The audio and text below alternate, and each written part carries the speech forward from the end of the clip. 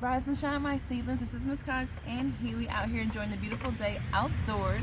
And guess what I have in my hand? I have broccoli. Yes, I have just harvested broccoli from our garden.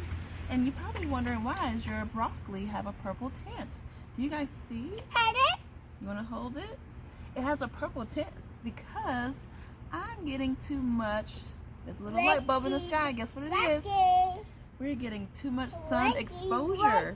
That's right, and that's okay. It's better than have it coming out yellow, because if your broccoli starts to turn yellow, that means it's starting to flower, or you call it bolted up, or it means that it's too late to harvest it. But if it has a purple tint, that's okay. Just move it in a more shady spot, okay? Also, if you do decide to harvest broccoli, you want to use some cutters like this, and you want to cut diagonal. You want to cut in a diagonal. And also, you want to cut above the shoots. The shoots are the little teeny little broccolis you will see on the sides. Do you see that?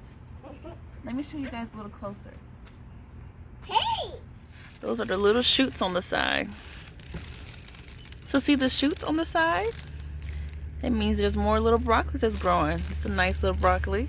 Alright, you guys saw the little shoots on the side of the broccoli plant. And also, remember, this is a cruciferous plant. It is related to the cabbage family.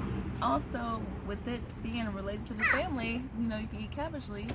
You can eat broccoli leaves. You can use them as a wrap. You can even cook it down like collard greens. And also, you can eat the stem. That's up to you. But don't forget to cut this up and eat your little florets of broccoli.